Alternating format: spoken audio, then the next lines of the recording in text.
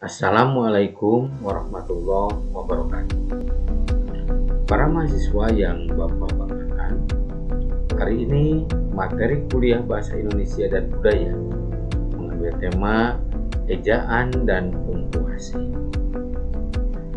Ejaan merupakan kaidah-kaidah cara menggambarkan bunyi-bunyi, kata, kalimat, dan sebagainya dalam bentuk tulisan, huruf-huruf, serta penggunaan tanda baca. Sementara punktuasi adalah tanda grafis yang digunakan secara konvensional untuk memisahkan berbagai bagian dari satuan bahasa tertulis atau tanda baca. Kalau kita pahami bahwa ejaan di negara kita ini mengalami perkembangan sejak 1901, jauh sebelum negeri ini merdeka, yaitu kita mengenal ejaan Van Ophuijsen, yaitu ejaan yang digagas oleh Charles Adrian Van Ophuijsen yang dibantu oleh Engku Nawawi atau Sultan Makmur, di mana karakteristiknya yaitu ada J untuk menuliskan kata-kata yang, payah, sayang misalnya. Jadi zaman waktu itu atau kala itu belum mengenal huruf Y. Huruf O dan E untuk menuliskan kata-kata guru misalnya, itu, Umar. Tanda diakritik seperti koma, ain, dan tanda trema untuk menuliskan kata-kata makmur, maka ada tanda seperti koma di atas. Kemudian akal untuk menuliskan huruf ain, ta atau pa, ya, dinamai, ya, seperti itu ada tanda-tanda koma di atas.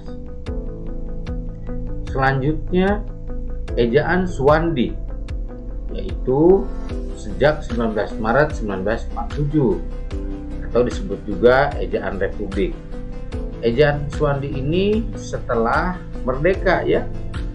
Kemudian karakteristiknya yaitu menggantikan huruf OE ini menjadi U, guru itu umur, maka dengan simbol U. Kemudian bunyi hamzah, ya, dan bunyi sentak ditulis dengan K. Sementara misalnya pada kata tak, bapak atau pak, makmur atau rakyat, ya. Kata urang boleh ditulis dengan angka 2. Nah, hal inilah yang masih diikuti, ya, sampai saat ini menjadi kesalahan kaidah. Misalnya bapak-bapak maka ditulis bapak dengan simbol angka 2, ibu-ibu maka ditulis dengan simbol angka 2. Namun saat ini sudah tidak berlaku lagi. Awalan di dan kata depan di, kedua-duanya ditulis serangkai dengan kata yang mengikutinya, seperti kata depan di pada di rumah, di kebun, disamakan dengan di pada ditulis di karang. Hal ini merupakan kesalahan kaidah kalau saat ini, tapi pada saat itu ini berlaku. Kemudian selanjutnya yaitu ejaan Melindo, yaitu pada akhir 1959 sidang Perutusan Indonesia dan Melayu yang digagas oleh Bapak Slamet Mulyana, Syekh Nasir bin Ismail, menghasilkan konsep ejaan bersama dan kemudian dikenal dengan nama ejaan Melindo atau Melayu Indonesia. Sementara yang keempat yaitu ejaan Bahasa Indonesia yang disempurnakan atau disingkat dengan EYD. Pada tanggal 16 Agustus 1972, Presiden Republik Indonesia meresmikan pemakaian ejaan Bahasa Indonesia. Peresmian ejaan baru ini berdasarkan Putusan Presiden nomor 57 tahun 1972. Departemen Pendidikan dan Kebudayaan menyebutkan buku kecil yang berjudul Pedoman Ejaan Bahasa Indonesia yang disempurnakan sebagai patokan pemakaian ejaan itu. Ilustrasi di samping ini seperti Van Ophuijsen, kemudian Engku Nawawi ini memiliki peran penting terhadap perkembangan ejaan yang berlaku di Indonesia. Juga Mr. Raden Suwandi juga memiliki peranan penting sebelum ada ejaan yang disempurnakan. Ruang lingkup ejaan yang disempurnakan meliputi 1. Pemakaian huruf berkaitan dengan abjad, vokal, konsonan, diftong, gabungan huruf, pemenggalan kata. Penulisan huruf berkaitan dengan penulisan huruf kapital dan huruf miring.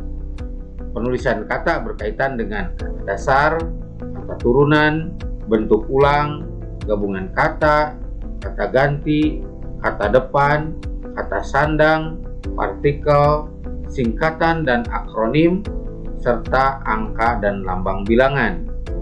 Sementara yang keempat, penulisan unsur serapan membicarakan kaidah atau cara penulisan unsur serapan, terutama kosakata yang berasal dari bahasa asing. Dan yang terakhir, yaitu pemakaian tanda baca.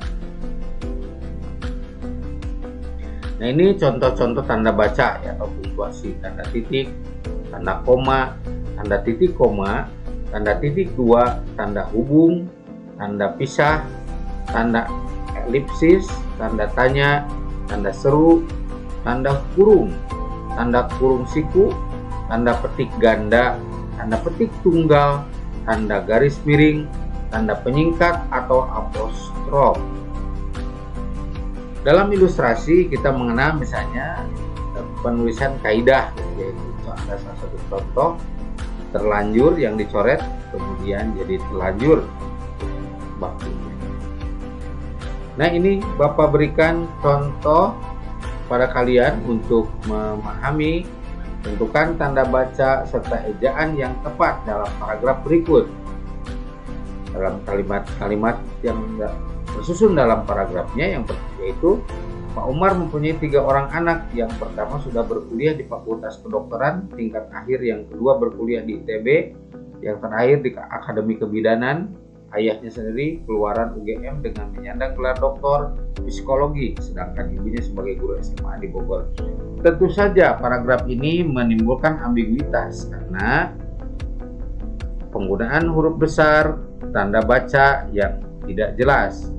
Untuk itu dipersilakan saudara untuk memperbaiki atau menempatkan huruf besar, kemudian menempatkan tanda koma, kemudian juga titik pada paragraf berikut. Terima kasih, itu sesi yang bisa Bapak sampaikan di sesi ketiga ini. Wassalamualaikum warahmatullahi wabarakatuh.